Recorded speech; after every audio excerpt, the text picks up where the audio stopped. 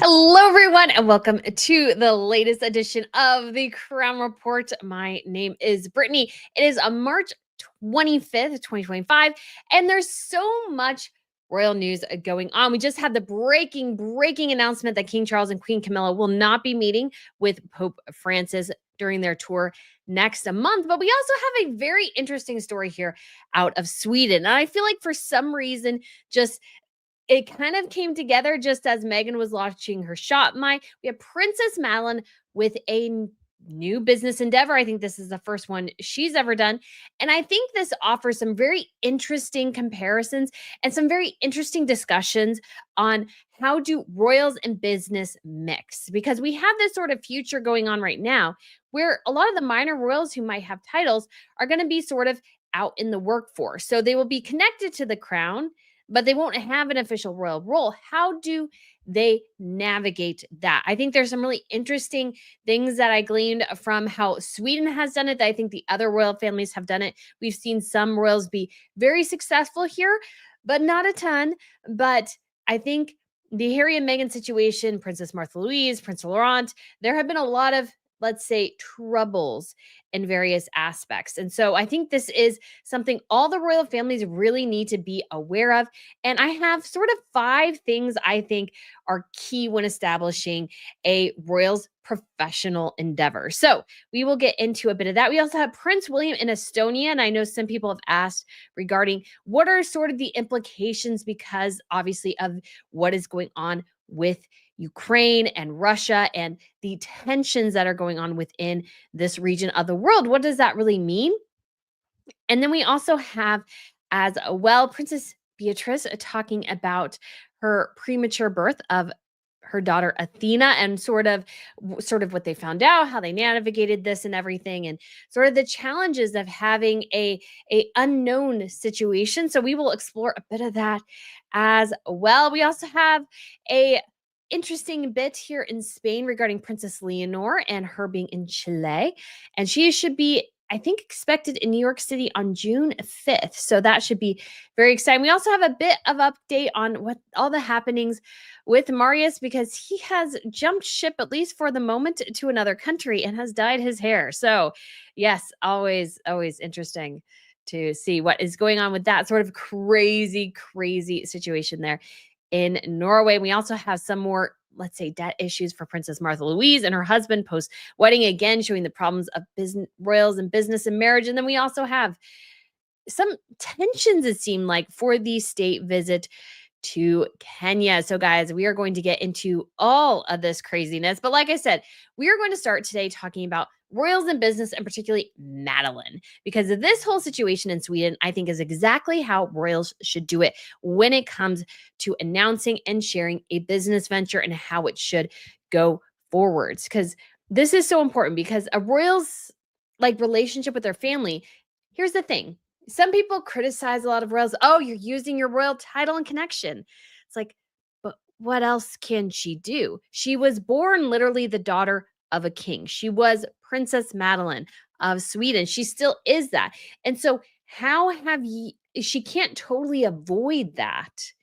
And a lot of others can't either. Zara Phillips, Tyndall, she has been on the Buckingham Palace since she was a child, hung out with Prince William. She's a cousin. She doesn't have a title, but she was there. Princesses Beatrice and Eugenie. We also have the Infantas in Spain. We have in Denmark, there are 3 children below the crown prince. And so all those kids will have titles and will have minimal roles within the family. So how do they navigate this? Because this is a very real reality. As more royal families streamline, there will be more people with titles floating out there in some ways, although I think that'll lessen to a degree as well. And how do you make sure that those kids or people or, adults or whatever are able to have business ventures, because they do need to make money, let's be honest, but at the same time, not look like Meghan Markle, not look so incredibly greedy, and that the title is there just for the grift. This is a challenge. And I think, again, Madeleine and the court of Sweden has done this just right. We talked a bit about this in the video I posted yesterday, but I think, again, looking at this and talking about how businesses should look is important, because royals are going to have to make money. They're just going to have to. So let's look at the statement. And this came from the Swedish royal court. And so they explain it here. We won't go into all the details, but basically they said this decision to establish the company has been made in consultation with the royal court. So she didn't do this willy-nilly. She didn't come in and go, I demand X, Y, and Z. She did this, and apparently it's been going on since January of 2024. She has been working on this with the company Welda, and she has also been working with the court. She didn't keep them out. She didn't make demands. I think this was a collaborative effort because she knows she respects her family enough to know that she has to navigate this well in order for this to be successful and for her to not seem like a grifter. So she talks about how the Marshal of the Realm has assessed that this private enterprise is compatible with Madeleine's role as a Royal Highness. So she still has an HRH, but she doesn't really have a royal function. They even say here she does not get money from the right stag for the head of states. So she participates and carries out official engagements based on the needs and based on the king's requests. So she's like, I don't really get any money from doing my royal duties. I do it for the love of my family. I still work with, or she still works with, the World Childhood Foundation and various patronages. So none of those things will be impacted by this business venture. Now, I'm curious if she came to them with the idea because she is someone who supports their business endeavors, or if they came to her with the idea, or if they work together. Her husband has a lot of connections. She became friends with somebody in the company and she had this idea. I don't know those details. But what I wanted to like highlight in particular is that she has a passion for this topic. And I think this is something really key. I think it looks less like a needless cash grab when you can actually articulate the vision of the company and what you want to do. And we shall see this here with Madeleine. So it says this is a private venture and she will use the name Madeleine Bernadotte. And this is, I think she's perfectly fine with it. Her brother also uses Carl Philip Bernadotte in his personal ventures as well. But I think because it's just sort of fascinating that this happened just as Meghan's My Shop dropped. And so you have such this stark comparison.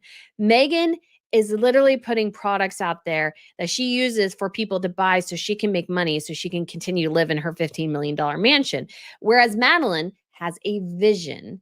I'm sorry, but I feel like Meghan's ventures into the needless cash grab. I have a title so I can make money off of it, rather than Madeleine's, I would say, articulated, as we'll see here, reason for this particular venture. So we shall move over to her Instagram where she says, I'm excited to share that I'm launching Min Lin, a natural skincare line developed in collaboration with Welda, a global leader in certified natural skincare. Min Lin is the first natural, responsible, multi-generational skincare brand in Europe, created with the needs of both young and growing families in mind. Our product range will officially launch at the end of the summer. And as this is a private initiative, I will use my name, Madeleine Bernadotte, in my work with Min Lin. I look forward to sharing more with you very soon. So she's going to use Madeleine Bernadotte, but people like me and others will still say Princess Madeleine. But I think her intention here is very clear. And she has not been someone who's abused her royal titles.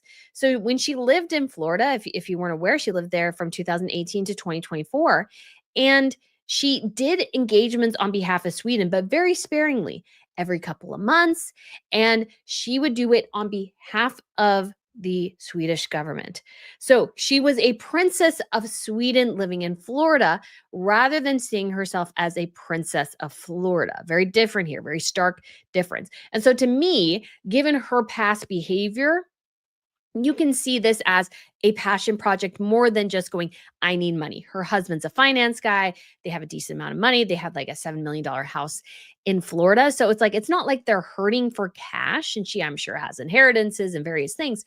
But this is a product, an idea that's a passion of hers. So we next move over to sort of the explanation. We have the Min Lin here, little logo they share. So it's and I think skin, I think is what it's supposed to be. And it's actually Lynn is like a nickname for her, which, we discovered earlier. But what I sort of liked is that this is something that I think she's really interested in. And she says something which is very true. And it's like, as a mother, I'm mindful about the skincare products my family uses, making Minlin a deeply personal project for me. And so this is her with somebody from Welda, and it's Welda's CEO. So they have become friends in one way or another. And actually, this bracelet right here represents childhood, her mother's initiative. And so she says, I felt that there was a need for a product line that not only prioritizes safety, but also is fun to use, made with natural ingredients, beautifully scented, and thoughtfully designed with appealing packaging for the whole family. So actually, what's interesting, guys, is I went to a YouTube event. I think it was before the Christmas one, or might have been the Christmas one. I can't quite remember. I think it was a Christmas one. Anyways, so this was in October last year. And they had representatives from Sephora there talking about sort of their gift packaging type of things. And one of the things they said, which I've heard more and more, is that younger and younger people are getting into skincare. And so she's definitely recognizing, and I think in connection with Welldoes, going, hey, there's this growing trend of children getting into their mother's beauty products. And some of those beauty products are not appropriate for children. So, how do we create something that I can use, that if my child goes, hey, my face skin is feeling dry, my face is feeling dry, and I want something to nourish my skin. She's like, oh, this is something that I can use. My mother can use, my child can use, my grandmother can use, all those things come together. So, to me, this is very much in line with something that's a need in the world and makes sense. I also like that she's doing it in collaboration with another company, because to me, that means she doesn't have to do like a ton of, it's actually smart because she doesn't have to do a ton of work, because Welda has a lot of the systems already in place.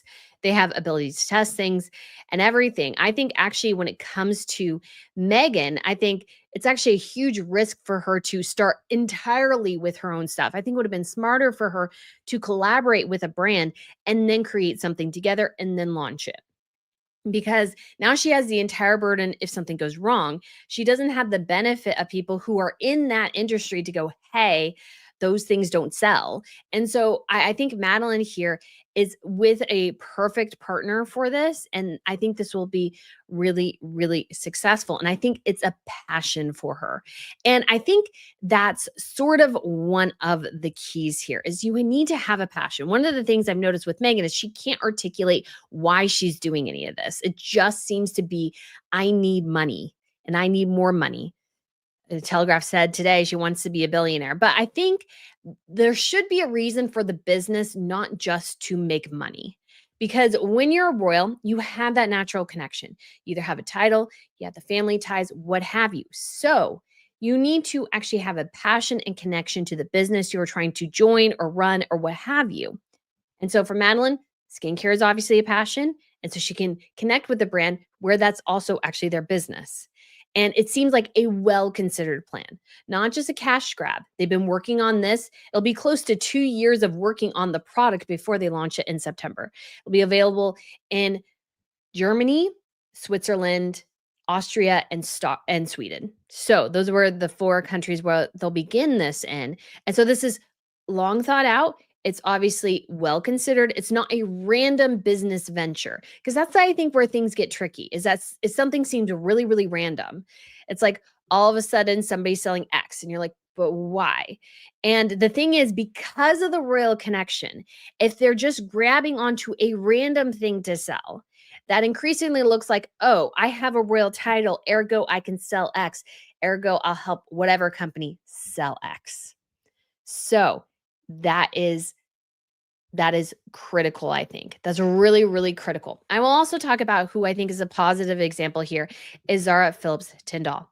So she has paired with Fairfax and Favor, and she's well known. She obviously is the daughter of the granddaughter of the former queen. Her mother is a princess, Princess Royal. And so she is well known. She has been on the Buckingham Palace balcony. She has a fame attached to the royal family that she can't avoid. She was born into it. What can she do? It's not like she married into it. I think there's a difference there too between married in and born it. Sorry, I forgot to put this up here real quick. I think born into the royal family is very different, because it's like you cannot avoid the connection. You can't avoid it. You've been that since you were a child. There were photographs of you like pretty much the moment you came out of the birth canal that have been blasted all over the world. You can't fault them for that. And that's another difference with Megan. She's a married in, which makes her look even worse, in my opinion. Anyways, so I think Zara combining with this brand, it's a British brand. And it has very much, and she says here, I'm delighted to become an official ambassador for Fairfax and Favor. I've always liked how they managed to combine timeless elegance with craftsmanship and practicality in their products. This, along with their versatile and stylish designs, make it the perfect brand for a rural lifestyle, whether that's for the casual day-to-day or smarter look when I'm attending events. And so she'll wear their outfits when she's attending events. And honestly, this looks very much to be of her style. So she's not connecting with a brand that she wouldn't normally wear otherwise. She's probably worn this brand before. Other royals have as well. It very much has that English country feel, which is very much her. And the other thing I want to point out here, which I think is really, really critical, is that Zara was successful in her chosen career before doing this. She was an equestrian. And you can say, well, you sort of needed, let's say, some of the connections and money to be an equestrian, 100%. It's an expensive hobby or sport to participate in. But she started there. She won a silver medal in the Olympics, and she didn't win it as a participation trophy. She won it. She worked hard. And so I think this has a very equestrian feel to me too. And so because of that, it seems like a natural connection. Her professional passions mixing with her personal ones and coming up with something that I don't feel like compromises anything because it makes sense.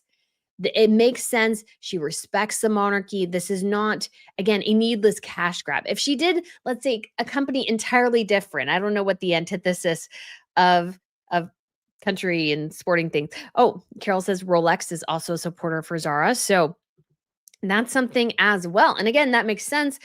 You have sort of wealth and those sorts of things connected with Rolex. We obviously have another brand ambassador is Charlotte Katsaragi of Monaco, who's a brand ambassador for Chanel. Her family has deep ties to Chanel. Karl Lagerfeld was a very dear friend of her mother's. And then she was a brand ambassador for Gucci. And that actually went back to her grandmother, Grace Kelly, who wore Gucci items. And so there was a connection there. Beatrice Borromeo represents Dior. Now, while I don't think she has a big connection to Dior, she has sort of this aristocratic presence. And she has, I don't think it's Bulgari. It's another brand that she's a representative for. You have Lady Kitty Spencer.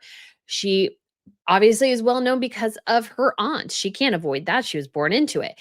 And so she is a brand ambassador for Dolce & Gabbana for many years now. I think like over 10 years. They've been very close. She's brand ambassador for Bulgari, or she was. Charlotte also was a brand ambassador for Mont Blanc. And so you have these royals who are, I would say, tenuously brand ambassadors, but I feel like it makes sense. Charlotte was also an equestrian, so there was a connection with Gucci and the horses and everything. And so there were all these sort of little bits that sort of made sense here. And that's why I think some of this stuff does work. But you have to approach it with caution, with respect, and with understanding that because of your connection to the royal family, especially if you are born in, you can't avoid it. How do you make sure people understand where all the boundaries are? So here are some of my sort of 5 bits, and then we'll go into the counter examples. So I said for option 1, there should be a reason for the business. We kind of went over this earlier. It can't be just about the royal and the royal title, but there should be a passion or connection to the project they're partnering with so that it sort of makes sense. It's not something just willy-nilly. For example, Madeleine has a passion for skincare, so partnering with Welda doesn't seem like a cash grab, but a well-considered plan. Beware of random business ventures that seem outside the royal's passion and seemingly an obvious cash grab, i.e. Meghan's My Shop. Now, although she likes shopping, she likes fashion, it just does seem like a needless cash grab, especially for someone who should have potentially made close to $150 million. That's kind of looks bad. Number 2 is the deal should all be made in connection with the palace for the most part. And I think maybe I should amend instead of connection, in coordination, that's the word, in coordination with the palace. And that's because transparency And mutually beneficial agreements are key, especially when royal titles are in play, because they represent something greater than themselves. Number three is for those with royal titles, professional pursuits outside the royal sphere should be done with family names and without royal titles. So Beatrice York, Eugenie York, you obviously have Madeleine Bernadotte, Carl Philip Bernadotte. We have more families we can go on, but that's just obviously the ones that come to mind first of all. Number four, all consideration should be made about whether the venture is pursued should not be okay. So all consideration should be made to make sure that the whatever is being pursued does not reflect badly on the monarchy or the monarch. So, for example, and this is kind of like an out of the box thing, but no royal should be promoting sex toys or something of the like. That's inappropriate. I feel like Martha Louise may venture slightly into this territory. So with her husband, who's a bit of a shaman and has a lot of, so that's sort of a sort of danger. And then number five is the separation between the personal pursuits and real obligations should be clearly outlined and understood on all sides. I think sort of the Brits are still massively failing in that case, but I think that's what I like about the Swedes is that everything is clearly defined. What is what Madeleine is doing, how it connects to the crown, what does the crown agree with? All these sorts of things are coming together, and I think that's going to be what works best. Yeah, Lynn says, you mean Zara Tyndall isn't going to shill Forever One? No, because that doesn't really make sense. It's like sort of a younger brand too, and doesn't make sense for her. So it's just one of those things that's really, really important. And we have some counter examples. And obviously, Harry and Meghan are the biggest counter examples of this, particularly Meghan. I mean, they promised they wouldn't use their titles in commercial endeavors. I think that should be flat out is, separation between professional and royal, no titles used. And they've also made demands on the palace because if you remember, if they left, they told the palace, "Oh, we're going to be financially independent, but we're also going to represent the crown." And the palace is like, "No, that's not how this is going to work." So that definitely went sideways really, really quickly. And I think what has happened as well is as things have devolved for them, they sort of get more and more desperate for cash. And if Meghan, let's say, Grace Kelly was also an actress. If Grace Kelly and Renier divorced and she went back to acting and she made a lot of money that way, I don't think anybody would fault her for that. And the same for Meghan Markle. I think the thing is that she's left the royal family trying to do something completely different and separated from what she did before as a mid-tier actress or bit actress and blogger, and then now is all of a sudden trying to do like 12 things at once. None of it makes sense. And it all looks like, how can I just throwing something trying to get cash coming in? That's just what it feels like. And it feels like 100% you could say she married him simply for the title and the money. So he married for love, she married for money. That's 100% the case. Obviously, the other big one is Andrew. And there were a couple of different ways that this happened to Andrew throughout his royal career. Of course, there was Air Miles Andy. So he went on these trips supposedly for the British government, took a lot of personal time, took a lot of private jets and helicopters, spent a ridiculous amount of money over what he should have spent. But there was also Pitch at Palace. So pitching at the palace, where budding entrepreneurs were invited to the palace to give a pitch and mix with potential companies and investors.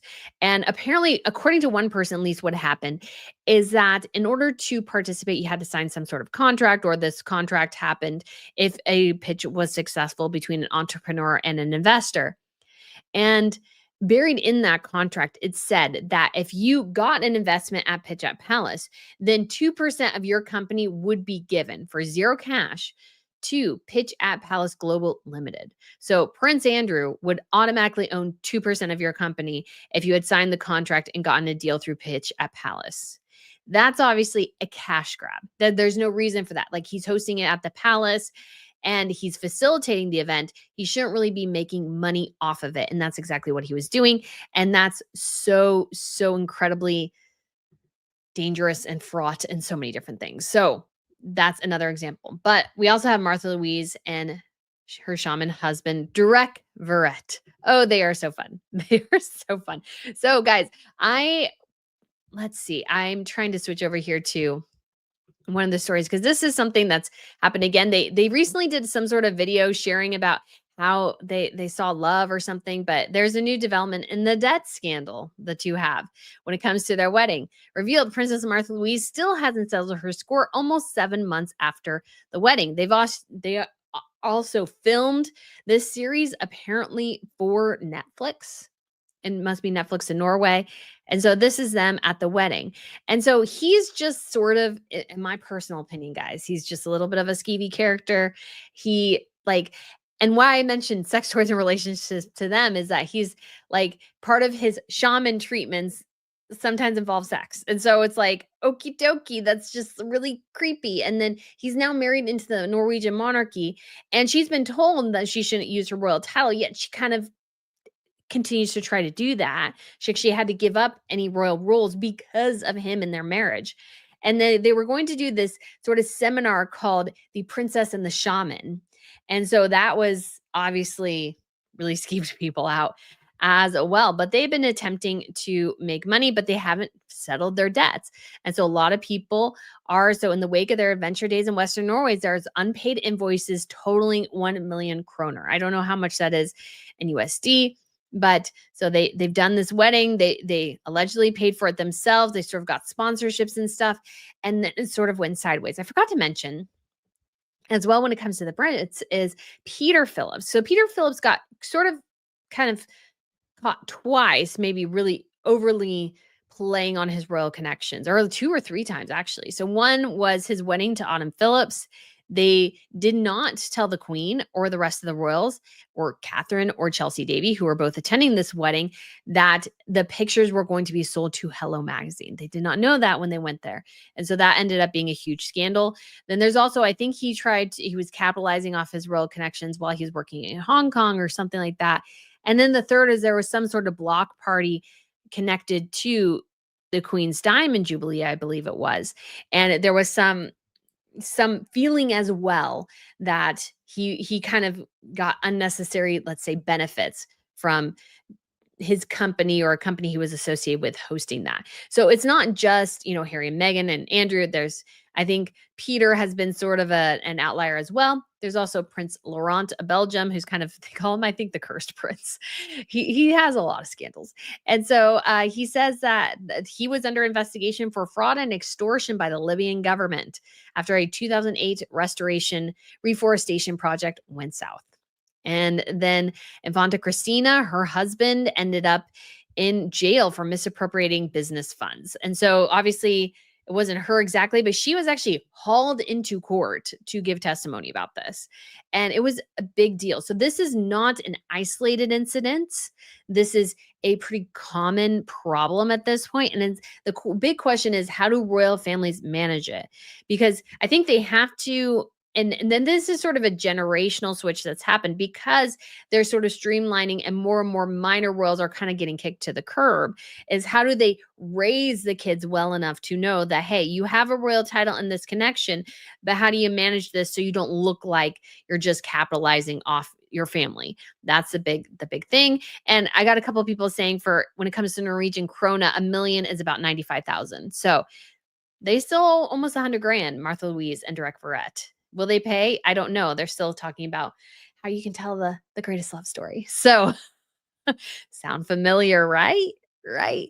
So it's not always about love. It's about sort of how you manage these things. And royal families, I think, need to take this seriously, figure out what works for them, and stick to it. I think the Brits, the biggest thing right now, and it'll be interesting to see how other royal families like the Belgians, they have 3 kids, but only one probably will be working, maybe 2, is how do, like, the Harry and Meghan issue, I think, is a really, really big one because there should have been more stipulation. They kind of banked on the idea that Harry and or Meghan had enough respect for his family to abide by the rules, but obviously that respect doesn't exist. And so, especially they're in a foreign country, they're kind of rampant royals or renegade royals. And so it's like, how do you do this? So we do have, if you haven't seen it, excuse me, Meghan is now sharing her beauty products. So you can buy any of these beauty products. And again, she can make money off this. Not to mention the fact this is from one of her friends. She might be like making money off of this. in multiple ways, both as an investor and as somebody who uses the products. This obviously that happened as well in her fashion page. She's an investor in Cesta Collective, and she's trying to sell one of their bags, even after the Daily Mail revealed that they're not paying those women hardly anything. And so they're taking advantage of African women, and yet Megan's sitting there selling this while also being an investor. My apologies, guys. My apologies. So this, I think, becomes incredibly problematic. It looks very much like a cash grab. Honestly, if somebody's in a $15 million mansion and needs to do something like this, I would seriously question your sanity to actually support their endeavors by buying their products. Because let's be honest, can she afford them herself? Or should she not have to stoop to this level? Yes. So this is the folly of royals. Business. My sincere apologies for keep sneezing. I can't totally avoid it. Trying to take allergies meds, but it doesn't always come through. So anyways, guys, this is sort of a general look. I think this is an important topic. I think it's one that every royal family needs to seriously consider, because I think the problem was there was a generation that was raised up to think they would be working royals, and then times changed and they're like, oh, no, you won't have that. And so they're kind of like, the record scratches, and they're like, wait, what do we do now? I think Beatrice and Eugenie have actually managed this fairly well. And I think Beatrice would have loved to have been a working royal, and I think she would be a good royal. So let's though talk about her here, since we're talking about Princess Beatrice and her sharing about the premature birth of her daughter. She said, there's so little control. Princess Beatrice opens up about daughter Athena's premature birth in her own words. So this came out on the 25th.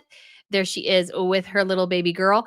And what's kind of interesting, and this is more a personal anecdote, is that when I posted her birth announcement and they said that the baby only weighed about 4 pounds, I'm like, oh, she must have been premature. And some people are like, no, don't make that assumption. I'm like, but she was 4 pounds. And so now we had the confirmation, which was kind of sort of obvious, that there was something wrong. And so she doesn't go into too much detail here. And I love seeing her cuddling. This is actually a gorgeous shot of Beatrice. She has those big eyes, which is really amazing for photographs oftentimes. And so she says, in January, Her Royal Highness Princess Beatrice shared the joyful news that she and her husband, Edo, had welcomed a baby girl, Athena, a baby for 3-year-old Sienna. What the world did not know is that the family's happy announcement was followed by weeks of intense worry. After Beatrice learned her daughter was likely to arrive prematurely, here she reflects on her pregnancy journey and how she's redoubling her efforts to spotlight the importance of research to improving female health outcomes. Again, this is sort of another interesting, you could argue even business example, because Beatrice is promoting something that happened personally to her that so many women can appreciate. She had a child and she was told all of a sudden that the baby's coming early. There's really nothing they can do. And so, like, how do you manage that? And how does she bring a spotlight to an issue that she is passionate about because of her own experience? Because let's be honest, we all have our personal experience does impact how we see things. So she says, nothing quite prepares you for the moment when you realize your baby is going to arrive early. There's so little control. Will she arrive healthy? Will there be complications? How will you juggle the rest of family life while trying to keep a tiny human safe and well? So we do know she kind of came early. In addition to that, it seemed like they waited about a week to make the announcement. So I think she probably spent some time in the NICU. And so it says, you know that when your baby arrives, a doctor and midwives are going to be there doing everything they can to ensure she makes it through those challenging first few days. But you have no idea how these things will play out, what happens next. The uncertainty leaves you with an overwhelming fear of the unknown. So my second daughter, Athena Elizabeth Rose, was born on January 22nd. I learned so much from this pregnancy journey, the latter stages of which I spent with all of these questions spinning through my mind. Following routine scans, we became aware our precious cargo needed close monitoring, and we understood we needed to prepare for an early arrival. What I learned in this process has been humbling, understanding so much about our remarkable human bodies, but also, more than anything, what we don't know. So I just think this is great for her to share. She goes on to say, in many ways, for the longest time, women's health has been left off the agenda. You can try and plan as much as possible with pregnancy, but sometimes your body or your baby has other ideas, which in some cases can lead to premature birth. Thankfully, with ever evolving technology in the hands of knowledgeable doctors, midwives, and nurses, more progress is being made every day towards understanding the unique complications that accompany a premature pregnancy.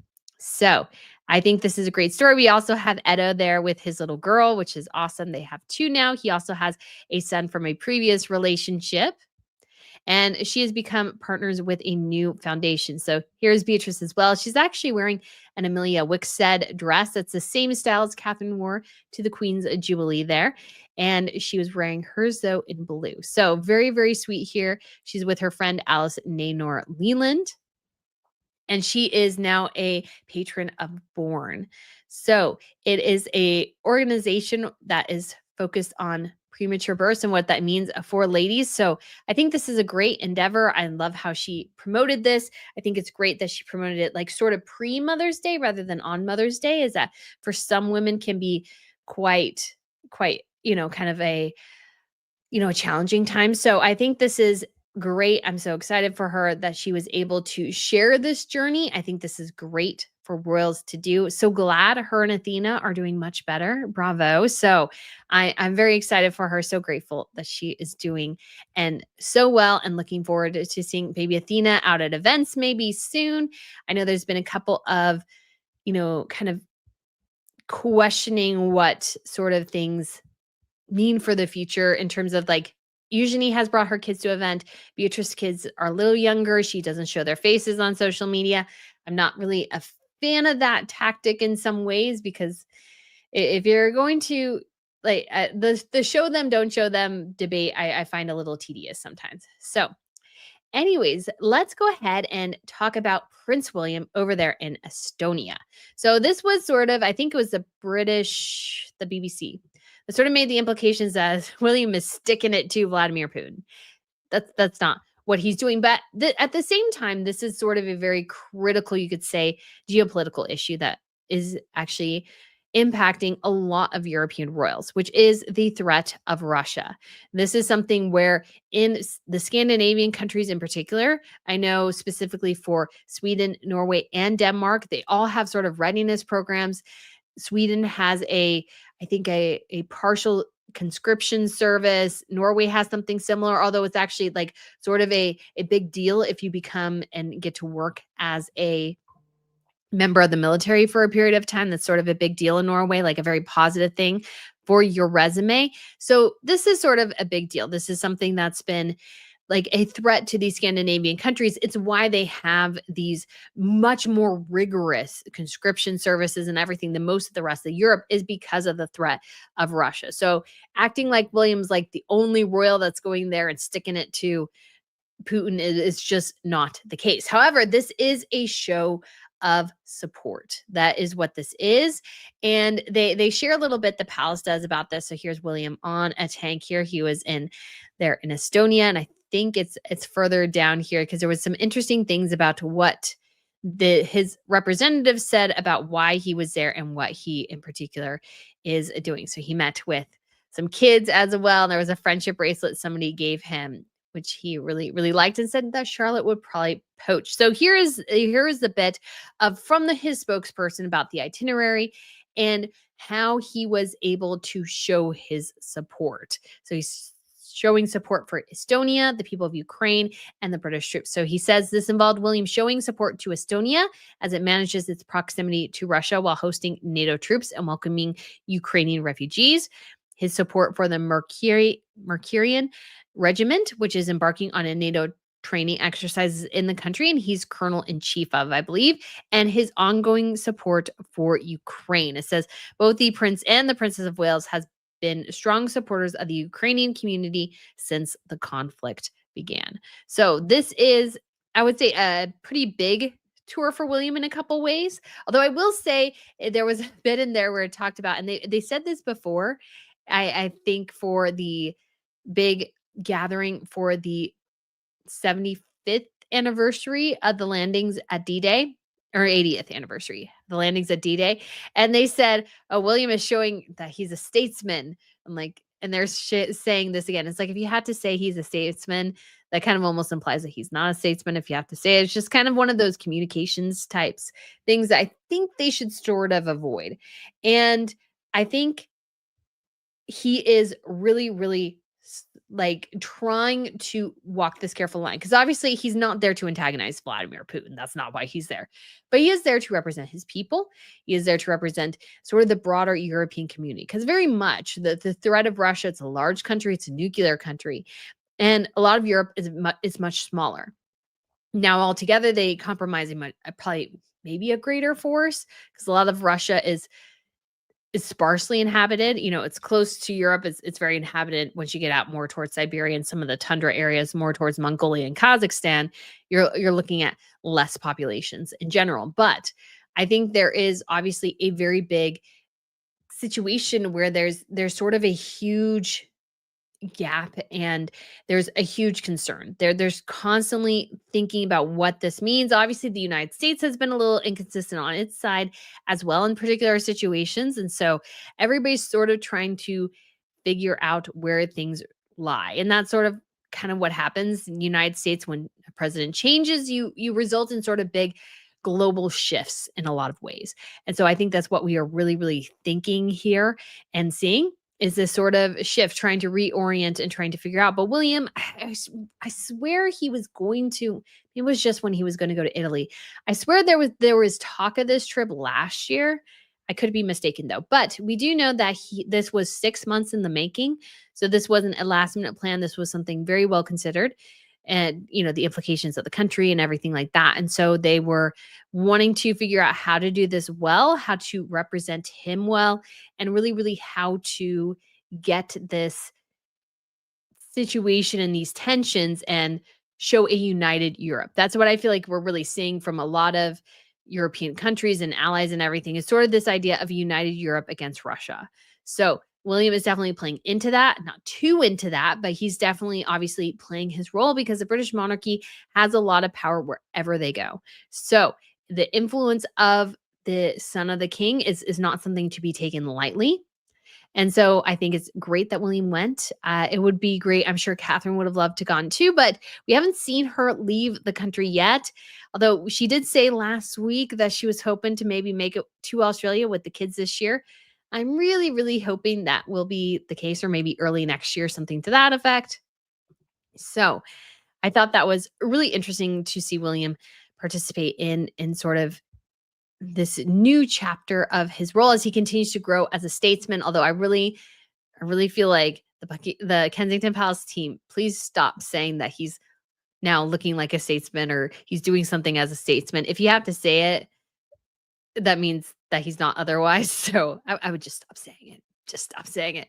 That's just my 2 cents to the Buckingham Palace and Kensington Palace communications teams there. So next we have, we'll talk about Marius. So Marius Borg Høiby, the very erratic son of the Crown Princess of Norway, who's caused numerous headaches in the country. Apparently, he is letting his hair down, literally, in Copenhagen. And this is funny because apparently he has dyed his hair. And I believe this is supposed to be him. So he has this horrible fried hair. And his companion is so nervous about being seen with him. He wraps himself up like a mummy so nobody knows he's with this guy. And then you can see his roots growing in. Like, oh, that's so bad. That's so bad. I'm sorry. That's terrible. So apparently he was in Denmark at a pretty nice hotel. And so it says Marius arrived on Monday last week, dressed in a hat, glasses, hoodie, and coat with a travel bag over his shoulder. With new raven black hair. Not many passersby recognized previous light bangs. And so there's obviously, because of everything going on in Norway, he's involved in several criminal cases right now, and they're investigating things. And he kind of is there as people are focusing on him a lot. And there's been a lot of stories within the other Scandinavian countries, not just Norway. So, but even with his new style, the visit was noticed by several Danish media outlets, including Danish CO Core. And hiding his face, he was traveling with a friend who has not been identified, and they quickly left the airport. So not sure why they are there. His friend allegedly did this best to avoid being recognized. So Marius has a lot of criminal element friends. So curious who he's traveling with. Do we have more criminal elements here? We shall see. So they stayed in a hotel that was 3,000 to 10,000 kroner, Danish, Norwegian kroner a night. So they don't know why he traveled there. But apparently he's said to feel unwanted at some of his places and Oslo's nightlife. Okay, so here's like kind of Captain Obvious answer but for you, buddy, if you didn't know, which is that when you are involved in multiple criminal complaints, yeah, people don't want to host you anymore. That should be obvious. That should be obvious. No wonder he's not getting, all the connections to the Oslo nightlife he wants. Yeah, because they're like freaked out. He's going to commit assault on their property. So they're like, heck to the no, please go away. So this is sort of him, I guess, trying to find some other place to party, maybe. I don't know.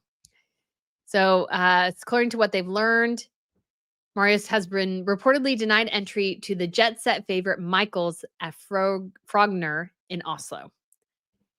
And so he also has been a loyal guest to the popular restaurant. He has also prioritized partying and fun at Michael's instead of formal celebrations with the royal side of the family. So he likes to go and party there. And so this is Michael's, and Michael's is like, no, not anymore. So at the same time, Crown Princess met Marit and Bona's father, Crown Prince Haakon, organized a backyard party at the Palace Connections for their 50th birthdays in 2023.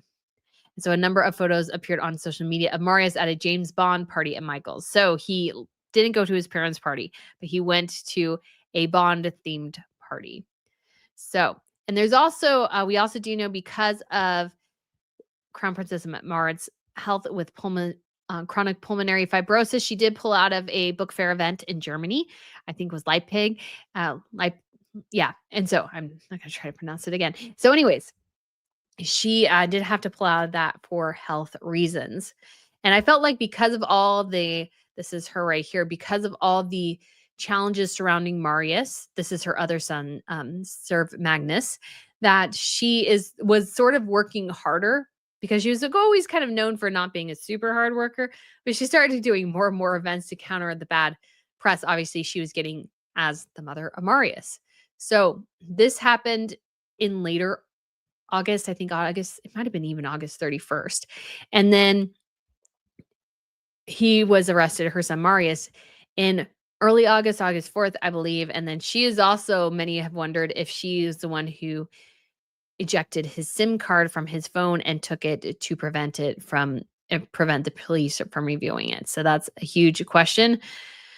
So Marius stated last fall he was going to rehab for drug problems and taking treatment seriously. Since then, he has been constantly observed at parties. So was he serious that time? No. Was he serious the 12 other times he had said he's doing that? No. So he is been a constant sort of thorn in the side. And again, big question of how they treat other royals, because he's not a royal, but he's attached to the royal. So you can't totally eliminate him entirely. But it's just one of those things where you just can't totally avoid the connection. And he just has obviously a lot of issues to work through. And I don't think is taking any of them very seriously. So nothing's working yet. I don't know when anything will work, but we shall see. So we do have another sort of interesting, I always love these kind of intricate things regarding sort of how royals are viewed, or sort of the things that royals do to protect themselves abroad. So this is for Leonor, Princess Leonor of Spain. She is currently undertaking some military training, and she is on the Juan Sebastian, I think it is.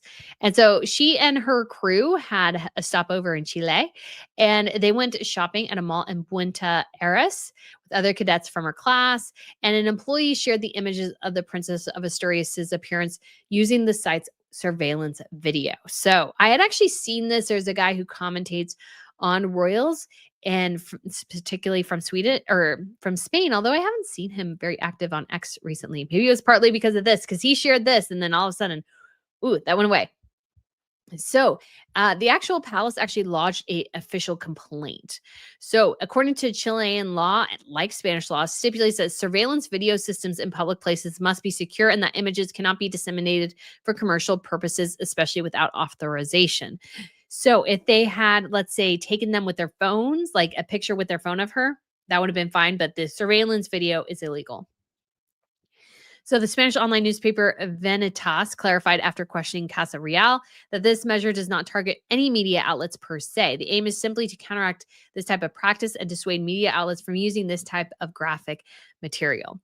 Since the incident, which occurred on March 23rd, the daughter of King Felipe and Queen Letizia has returned to sea and is expected to stop over soon in another place in Chile and then in Callao, Peru. So I just thought this was sort of an interesting case there as well there in Spain. And so glad she's doing well. Again, I think she should arrive in New York City in early June. So another interesting case here. And we will end, this will be our last story, guys. We do have King Wilhelm Alexander and Queen Maxima went to Kenya, and there were apparently some sort of conflicts or kind of maybe slights towards the royal couple. So here, this is from Rick Evers, who is a Dutch royal commentator, and he was actually there. And he said, at the state banquet where only heads of state speak, while Alexander has to wait for a speech by Ruto, scheduled by NL Citizen, who has been appointed by Ruto as Chancellor of Nairobi University. He larged his speech with feathers for royal couple and especially the president. So this is apparently some sort of I believe Dutch citizen who is now head of the Chancellor of Nairobi University and was allowed to speak before the royals and the King of Kenya. And so this caused a little bit of like a whole lot of, I think, issues. It says extremely strange to make the king wait for a citizen. Now, William Alexander is not a protocol fetishist, but in Kenya, certainly with the president, they do pursue that. But after the welcome ceremony and wreath laying with false Wilmus, this can also be seen as an insult by the Kenyan president. So this is sort of like a fraught visit. And I think he says over here, Très chic attacking while William Alexander gives his speech. I guess maybe picking his teeth or something. So I just thought this was sort of interesting. And so I did ask him about this. Let me see. So I said, any idea what's behind the possible slights to their majesty? That seems super odd during a state visit.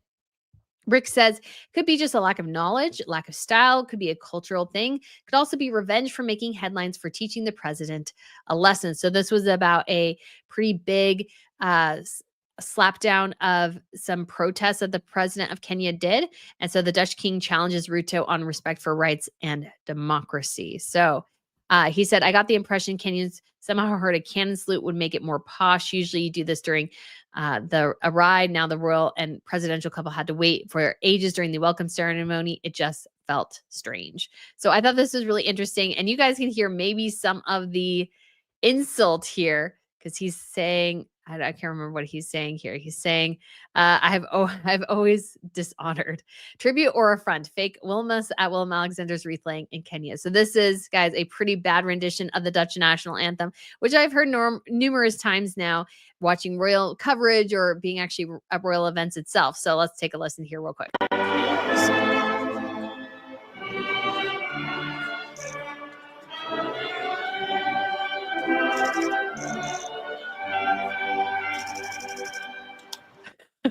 You can see even Maxima there is like, what the heck? Like when brass instruments are not tuned properly and they're just like clashing, totally that's the vibe you're getting there. It's really bad. So very fascinating there. So I just thought that would be interesting to land on that. Sometimes, although obviously state visits are in coordination with a variety of different folks, not every time do you get to see sort of not all of them are super smooth. So guys, this is it for the latest edition of the Crown Report. I hope that you guys enjoyed it.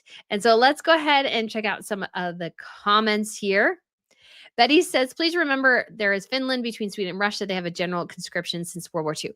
Yes, I just did kind of research, obviously the Scandinavian countries. So Denmark, Sweden, and Norway. So I just wasn't sure exactly what they did. I'm not surprised by that at all in the slightest, but I'm more focusing on sort of the royal countries. Carol says, until Marius hits rock bottom and admits he has a problem, he will not understand.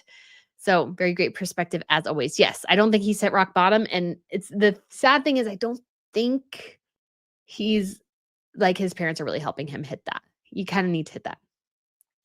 Northern Farm Girl, great to see you hear the lives with the real royals, not the pretend royals. Yes.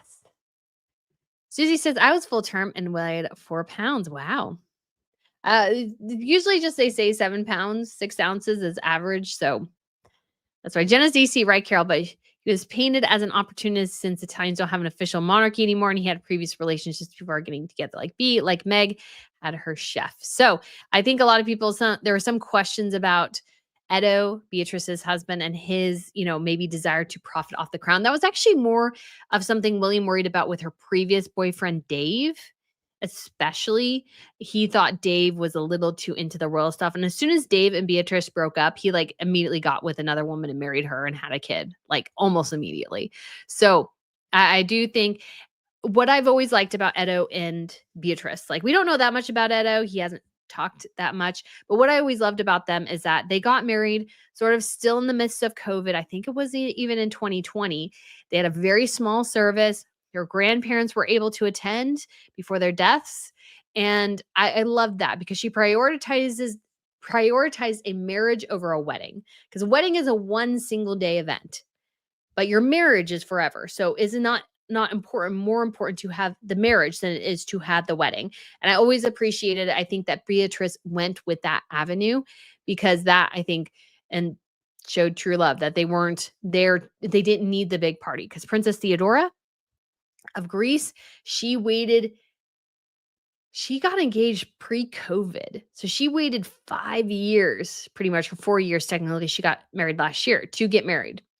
And when she could have gotten married earlier without the big party and had her father there, because between her engagement and postponement and COVID and everything, her dad died.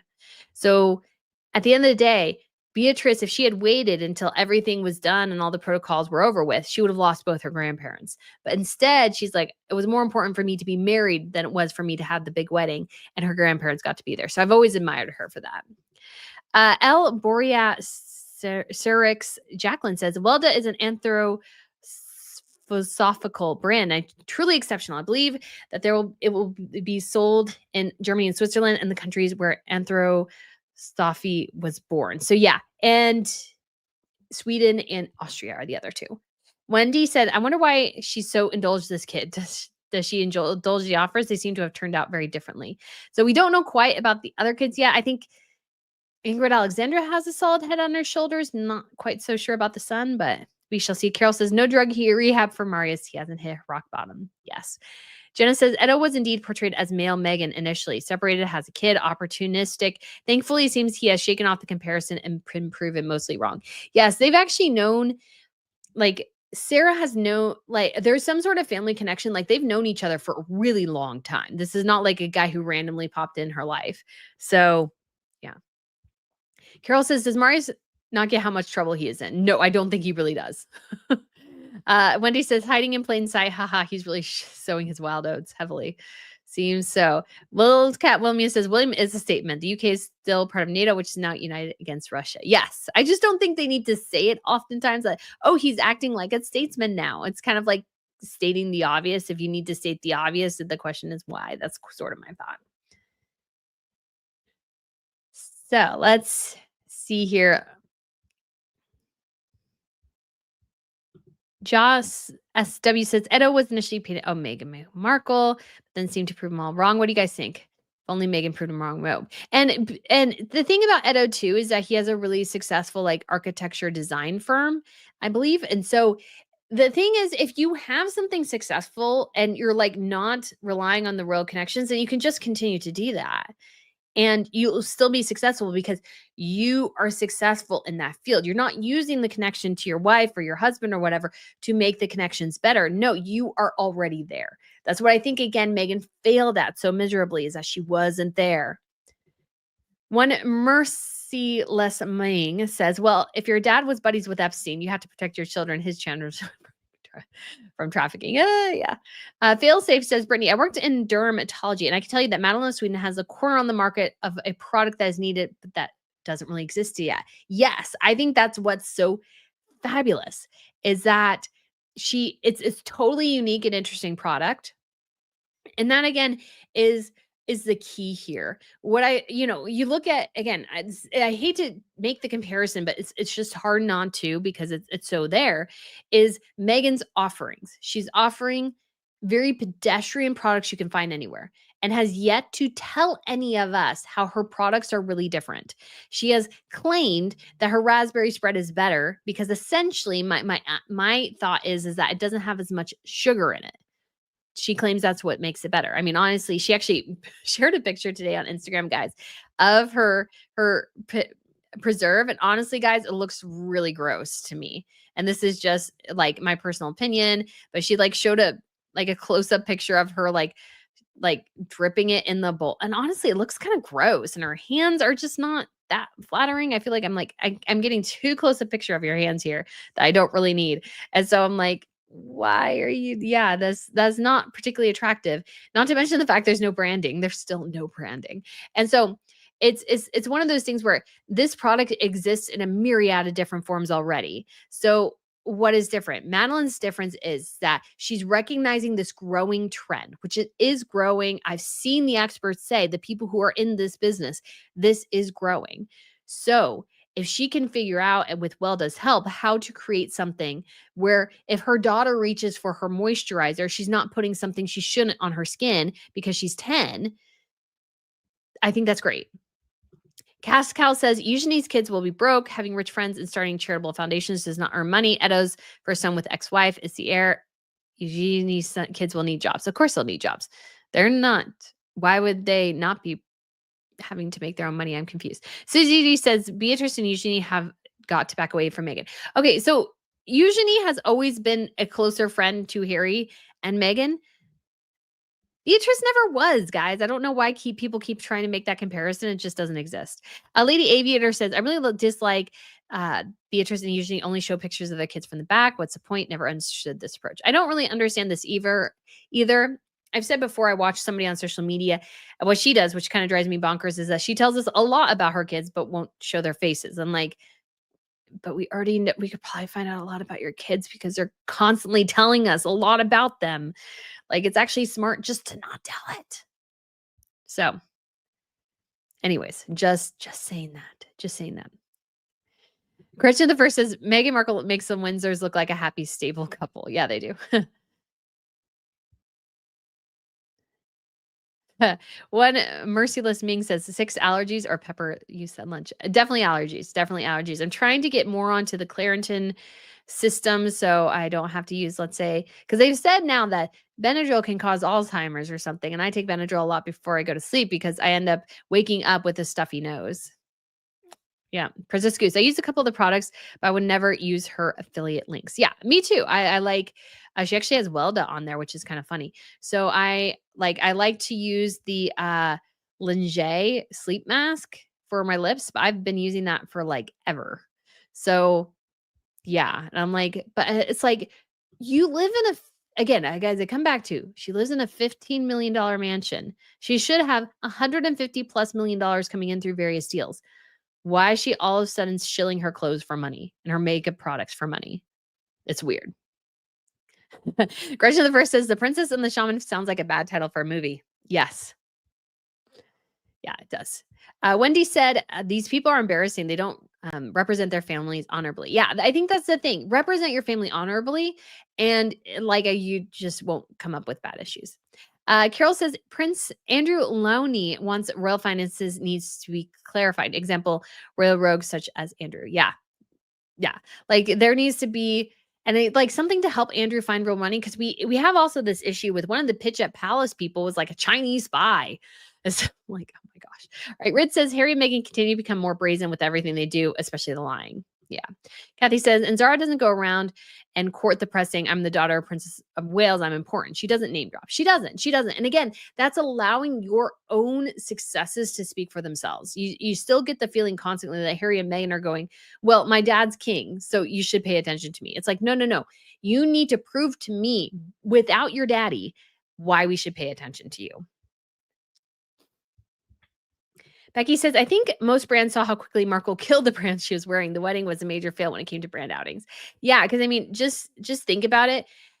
What's really crazy is that what's her name? Claire Raitt Keller was, I think, pushed out of Givenchy after Meghan left the royal family because they're like, well, that was the last thing you were doing that was competent. So, so you can leave now. And the thing is that she's sort of she's designing for like a Japanese brand. It's not a luxury house. And it's funny to watch Meghan stands go, oh, no, she's gone on to something better. I'm like, there's nothing better than haute couture. There's nothing better. If you're out of haute couture, you are like done. You jump from haute couture house to haute couture house. That's generally how it works until you start your own. So, for example, Sarah Burton started at Alexander McQueen, then led Alexander McQueen, is now leading Givenchy. So that is a good progression of a designer. That Claire Wright Keller got kicked out, basically said that there were issues and that nobody picked her up. Not a good sign. Well, at least one of the major players did not pick her up.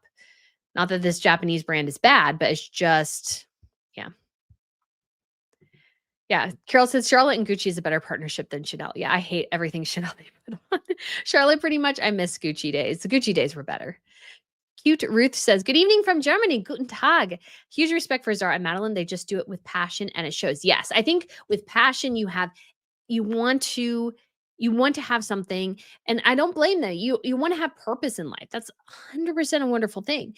And if you have an idea, this is why places like Shark Tank exist. If you have an idea, you can prove it's successful.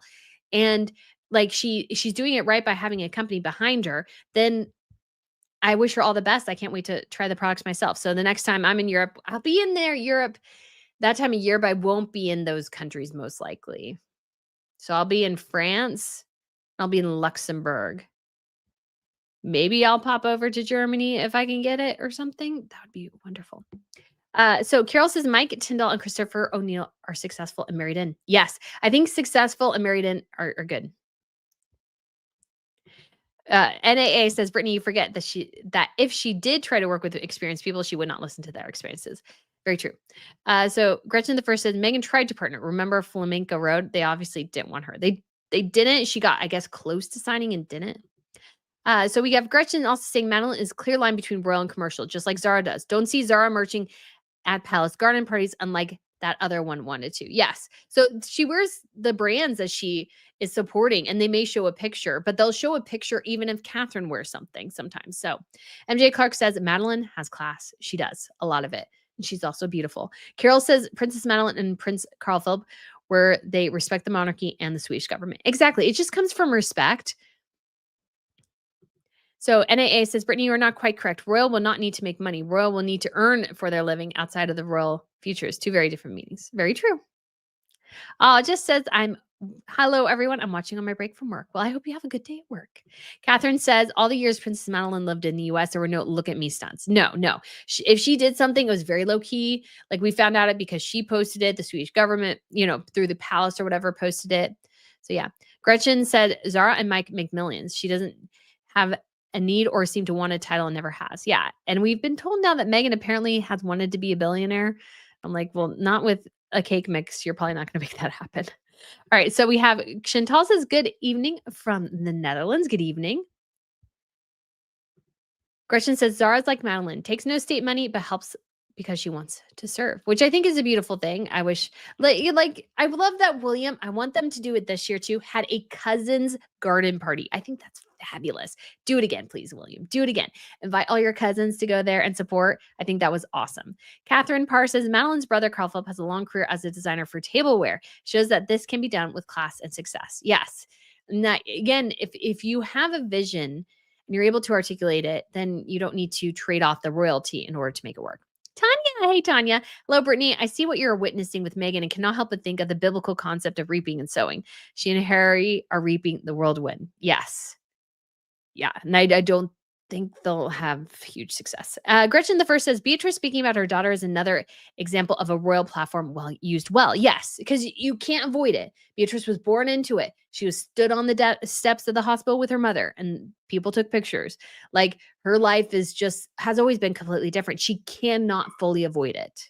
People know who she is. Same with Madeleine. But how do you use that platform to advocate for things that are important to you?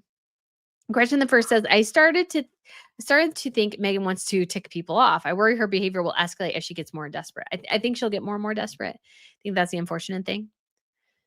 Gretchen says that Princess Madeleine thing is so cool. A great need for a product with all the sticky royal matters handled with class and clarity. Yes, I think clarity is a big thing here. That's what I love about it is that everybody is clear where everybody stands and they're sharing with the public that we all know where everybody stands. And so there's no confusion. I think the confusion is really critical. There's the confusion I think causes a lot of consternation. So if you can just say, "Hey, we know where the lines are. Princess Madeleine will try to use Madeleine Bernadotte. I mean, she will use Madeleine Bernadotte. Will people still refer to her as Princess Madeleine? Yes, because that's how she was born. She can't totally avoid it. But I think she's genuinely going to try to make this a private endeavor and yet still enjoy, fulfilling her royal, like, I don't want to say obligations because she's not really obligated, but her desires as well. Jenna DC says Beyonce was once overexposed, but she learned how to pull back so the public wouldn't get sick of her. Megan doesn't know when to lay low. She's no Beyonce, no talent, unfortunately. Yeah, I think that's a big problem, is that she doesn't have a ton of talent and she's way too overexposed. And you can do that and pull back and come back with but Megan doesn't have a ton of talent. So that's going to be challenging. Christy says, I've been watching 10 minutes behind, but please don't apologize for your sneezing. It's natural and can be bad to hold them in. I did that once. It ended up cutting my throat. Oh my goodness. Yes. I've never figured out how people do that. They don't sneeze. I've always sneezed loudly. It must be a family trait. My dad doesn't too. Natalie says, in the next 5 to 10 years, what major changes do you think we'll see in monarchies? I think we'll see more streamlining. And we're already seeing the effects of that, but I think we'll see more efforts to show the kids, that we're rising up, where they're, how they're going to make their money. We'll also see some transitions. I think King Harold will probably pass away within that time period. You have Queen Marguerite and Princess Beatrix and King Juan Carlos. So we will see a lot of transitions there. And I think we'll see a lot of challenges as royals navigate this royal space because the social media has changed the game in so many ways. I feel like some royal families are still sort of behind the curve there. I feel like the Brits could be a little bit fresher on the uptake. I think some of the other royal families do those type of things a bit better. I really, really wish the Brits would follow the Scandinavian approach and have a cachet of selected images that people can always access for editorial purposes. I don't know why the Brits don't do that. I feel like their website is almost unusable because it's so, number one, it's complexly built, which means it takes longer time to load. It looks good, but it's also not really all that functional. So I really would like to see some sort of modernization in that approach. We could also see a King William on the throne, to be quite honest. And what the new thing too is that this is sort of already happening in Europe, but this will definitely be happening for the Brits here within the next 5 to 10 years, is that all the attention Harry and Meghan have will sort of to really diminish as George becomes an adult and reaches the age of majority. And Charlotte and Louis do as well, because naturally, much like in Hollywood, the attention will shift to the younger generation, especially if the older generation lacks talent. That's why Meghan sort of moved out of Hollywood, not because necessarily they're she wanted to in a way, but because essentially the roles were drying up. She wasn't a good enough actress. She was a basic actress. She could do okay. And she had that one role on Suits, a couple of really awful direct to streaming movies or direct to video movies. And so she knew the writing was on the wall. You had to give it to her. She knew the writing was on the wall. That's why she needed a rich man. So anyways, Carol says, love Beatrice wore one of her grandmother's dresses. I love that too. Wendy says King's Day is coming up at the end of April, Saturday, the 26th. We can get our orange shirts out to wear in celebration. Oh, that would be so fun. We should so do that on Saturday. Oh, I have to remember that. That's a great idea. I really like that. Orange for...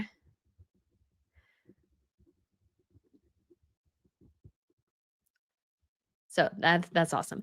Chantal, who is in the Netherlands, do you think it is wise for King Willem-Alexander to speak of political issues when you are the guest in the country? The Dutch do like to ride that high horse, not appreciated by the Kenya. Yeah, I think that is sort of a risk. I sort of understand why, you could say that, but the sort of the problem Willem-Alexander says too is that he's not really ruling. So he is king, but he's not the one actually making government policy. And so I'm sure there's plenty of policies that the Kenyans would disagree with. Some of the social policies in the Netherlands, the Kenyans would probably not like. And so sometimes it's better just not to tread into those sorts of waters, I would say, because it's not really necessary. And he's not actually, like a politician. I think a politician can do that. I think a king who's a guest and trying to shore up relations would maybe a little bit of a risk. I understand why he did it, but also might not have been best. Princess says, I love the pictures from that wedding. Loved her dress. Me too. Nika says, I completely agree. She must have been so happy her grandparents were there. Yes. Yeah. Jenna says, no matter what you think, Beatrice had a lovely wedding. Felt like true love Megan was trying to portray inauthentically. Megan even wore white. Yeah. Christina says, I think Beatrice also chose something small because she wanted her own father to be there. I mean, that's true, but it really was, if she wanted to get married in that time, then, and she wanted to get married quickly, she didn't want to wait. I really don't think her father had that much to say on it. Obviously, her father was definitely going to be an issue, but I think she could have still had a big wedding. I would have enjoyed watching it, but I think this was so much better. Heather says, I like Edo. What does everyone think about Jack? What's his rep in the UK? I don't know, but he has a he's had a couple of businesses. He does pretty well, I think. Carol says a spread has less fruit content and jam fruit preserves has more fruit content under the FDA. Old Goat says, didn't Beatrice also wear one of the queen's dresses for her wedding? She did. And she had it modified just a slightly, and it was lovely. Wildcat Wilma says, I like Edo also. I've always wondered about Jack. So he was part of, I think, George Clooney's businesses. Jenna says, Megan is better as an influencer, not a business person. She has so many chances and resources to get this right, but her products are just like her, focused on flash instead of substance. I agree. Heather says, Jack seemed like a partier to me, but I don't really know anything about him. Oh yeah, there was a scandal with him partying with people who weren't his wife, but it was like part of a promotion. So through the Looking Glass channel with Alice says, Megan is about to cross the line with photos and info about the children. Everyone can read between the lines. Yeah, tomorrow there'll be a section on her kids' clothes. Guarantee it. Maybe not tomorrow, but sometime in the near future, we'll see it. Northern Farm Girl says, Megan is boring and not interesting in any way, shape, or form. She's writing on the tales of royal titles and that she's got nothing interesting, nor is her style of clothing good. She's desperate. And I think, again, the interest is sort of the train crash, not really her, the train crash. Louise says, usually does show pictures of her kids, just not very often, only pretty much at the end of a few photos. I can definitely understand why people not want to show their kids' faces as the internet. Yeah, there's definitely a very critical issue of why people don't want to do that, which I totally understand. I just don't like the game. But I do appreciate that people like Beatrice hardly ever shows, she doesn't really have a public social media, so she doesn't show pictures of her kids. Like we never really even seen a picture of Sienna. And so to me, that's sort of okay. Usually does a little bit of the more of, side view, back view, what have you. But she's also been to events with the kids and has not been afraid for them to be seen publicly. I think it would be sort of ridiculous to play a game as like, oh, look, my kid's at this event, but oh, let me put a mask on him or something, a la Michael Jackson. So Seabass says she wants billions, not millions. Yep. Jenna says South Park said it in layman's terms. She's hollow inside. Louis says, to put it mildly, yes. Carol says, because Harry and Meghan have left $96 million on the table, as you explained in the previous video. That's probably true. Like I kind of guessed that, but I think they've left a lot of money on the table. They're starting to get desperate. They're going broke with the way she spends money. Who would want her old clothes? Yuck.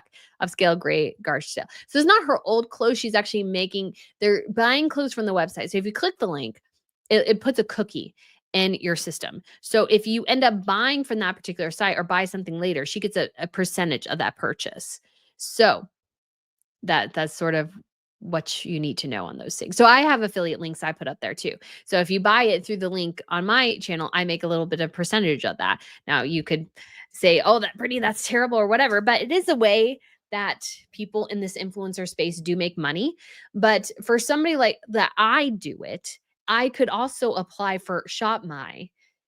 I think it makes Megan look really pathetic because she shouldn't have to do that. Doesn't she have millions upon millions of dollars coming in? She's not an actress sort of on the way out. Like Molly Sims does it, and so does Naomi Watts. Naomi Watts still gets decent roles. Molly Sims has kind of mostly cycled out. She does more production side of Hollywood and stuff. So I feel like maybe it makes a bit more sense. She's a bit more in the lifestyle space. Naomi Watts gives me a little bit of confusion, but Megan had mega deals coming her way. She has a company she's supposed to run, a podcast, a Netflix deal. And yet we also now need to She also wants to make money off of people buying her clothes and beauty products. Like, what the heck? Northern Farm Girl says Megan is going to find a billionaire older man that her goal and as Harry isn't rich enough for her period, but she wants the royal title, but didn't. Yeah, she wants the fame, but not privacy. Margaret says nobody wants her dressed in their clothes. She doesn't dress them well. No, she doesn't. And they're very expensive too. That's the other problem. Jenna says Megan is not even passionate about film or acting. She could have supported up and coming filmmakers with great scripts. She seems to only be passionate about the money. Yes. And that's where I feel like the folly tends to lie with people is when they are solely focused on money and not the brand, not the company, not the product, those sorts of critical things. Those type of people tend to always go sideways in business at some point because there's not a basis there of I want to create a good something. They're just in it for the fast cash. And people do catch on to that at some point. People are less likely to promote them, but yeah. Carol says, I hope Catherine wears some Givenchy products. That's to me going to be really interesting if Catherine starts wearing Givenchy because I think she is close with Sarah Burton. So I'm really curious about that. Wendy says Megan has a very short attention span, except in her need for revenge for her perceived slights. Yep. Heather said you can tell Madeleine is not trying to bank on her royal status. Yeah, I mean she has money, she has connections, she has wealth, but she's not totally banking on them. Margaret says Catherine can wear anything and make it look amazing. She has the Midas touch. She does. So Michelle says, what is Princess Madeleine's Instagram page? That is a great question. So let me show you guys here. So she is Princess Madeleine of Sweden, but lots of underscores. So if you are curious here, let me pull it up. So this is Princess Madeleine, and there you see Princess _ Madeleine _ Sweden.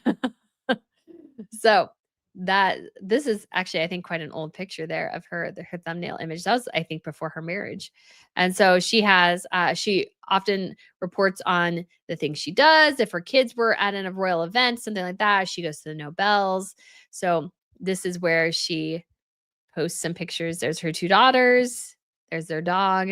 So they're happy in Sweden. But you can see here, like a long time ago. So there's her and her son. They were in Florida, still there. You know, you got some Florida, so you can see kind of the effect of the Floridian winter. So this is actually, just to point out, this is actually, she went to actually a Nobel dinner. So she says, ahead of next month's Nobel Prize festivities in Stockholm, it was an honor for Chris and me to be invited to the embassy in Washington yesterday to meet with some of the US-based Nobel laureates and congratulate them on their remarkable achievements. Thank you for inviting us to this memorable evening, Ambassador Allen. So they went there. She is a princess. She was invited there because she's a princess of Sweden, but she wasn't trying to be a princess of Sweden. She wasn't trying to be the princess of Florida. So this was one of the things. This was actually oh, sorry. We're seeing more pictures of the event. So like her earrings there. So this was it said 70 weeks ago. So I think that was in 2023, maybe. Don't know why it doesn't say exactly the year. Oh yeah, it was 2023 here. So there's her and her mom. So yeah, we got a couple of things. So very, I think, just normal. They went to New York one year. So very normal Instagram in a lot of ways. But yeah, if you're curious and want to give her a follow, feel free to do that. It's Princess _ Madeleine _ Sweden. Margaret says Megan is scraping the bottom of the barrel nowadays. She really is. So let's see. Heather says, my sneezes are loud and proud. Yeah. Yep. Well, they're pretty loud. Patricia says her spread looks like chunky syrup. Yeah, it really looks kind of gross. Oh yeah, this is a great example too. C&K Cribs says the Duke of Gloucester has a degree in architecture. They should encourage a good education for younger spirits. Yes, and he was invited to come back into not invited. They're like, can he help? And so he actually had to give up his career in architecture to help the royal family. So that's what you want. Margaret says, what about her banana breakfast? Also very gross. Jenna says, spread gives off the impression that it is fake, almost like she couldn't use an official term like jam, jelly, preserve because it doesn't pass FDA standards. Seems to be the case. I'm very curious how it'll actually, like, there's a debate within me as like, do I want to see how it is? Yeah. Carrie says, what are Mike working with? So they have, I mean, obviously he's a former rugby player. She's a equestrian. And so they have a couple of brand deals on various things. He has the Good, the Bad, and the Rugby, I think, podcast. So, it's not clicking on me. So Lady Aviator says, I'm an American who works for the Royal Netherlands Air Force for almost 9 years. We love celebrating King's Day. Yeah, it looks fun. I wanted to go this year, but I'm already going early April. I'll be going maybe in early May. I just can't make that this year. Wildcat Wilma says, King Willem Alexander would not make those comments without political support from home. Very true. Very true. So, yeah. Heather said, I'm probably going to get your hairdryer, Brittany. Yes. Okay. So, and here's the trick how to use it. I showed it in my video yesterday. It's the dry bar oval brush dryer thing. The trick is, at least for me, because my hair is thin but thick, is to sort of get it kind of dry and then dry the ends more with the brush, because then you get that natural sort of better under curl. Like once I started doing that, I was like, oh my gosh, this is the best thing ever. Love it. Heather says she's trying so hard to be a fashion icon like Diana. Yeah, and her offerings are so bland. Like, why would you buy them for the exorbitant prices that are on her site? Not everything's super pricey, but some of them are. It's like when you can go somewhere else and buy it for like $10, not $10, but at least 20, 25. My daughters aren't famous. One puts pics on of her kids on socials, but the other doesn't. Face disguised with a heart, personal preference. Yes. Carol says King Charles and Parliament need to reform letters of patent with exiting royals, rogue royals, and descendants living outside the country. Yes. So Diane says, hi, everyone. She'll soon be merching the kids' pajamas we saw. Yep, she will be doing that. Lisa says, this merching attempt will last about 2 seconds like everything else. Yeah, I'm super curious how much money this will actually make. I mean, her beauty will probably make more than the fashion, to be quite honest, but I'm just wondering if it may not be as lucrative as I'm thinking she thinks it's going to be. Northern Farm Girl says, love Sweden. My friends have family there. They are such lovely people. It reminds me of Canada in many ways. People are lovely. Yes, I do loved Sweden while I was there. Heather says, I think Christopher O'Neill is handsome. He and Madeleine make a nice couple. They do. Jenna says, Kim K did law, self-study, and internship while Pam Anderson went to cooking school. Harry and Meghan are not willing to put in the work. Yeah, she posted something today. She's like, working hard or hardly working. I was like, oh, Meghan, for you, it's always hardly working.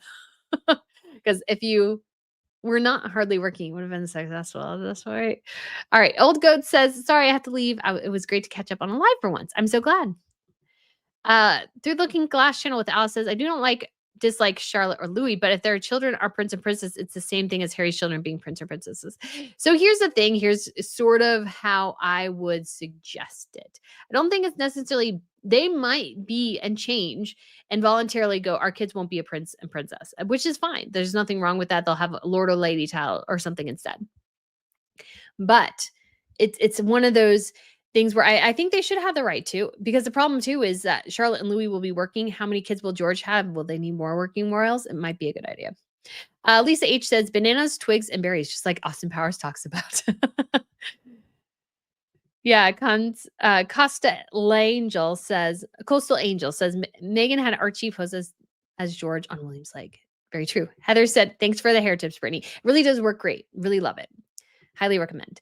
Wendy says, do any of us believe Meghan eats her spread? I'm guessing her diet has 0 carbs and minimal calories. Probably. Jenna says, Princess Catherine is such a trendsetter. She brought sleeves back to wedding dresses. Most wedding dresses in the 2000s were strapless until her wedding. Very interesting. The Lovely says, question, why does Meghan need to go the route of influencers?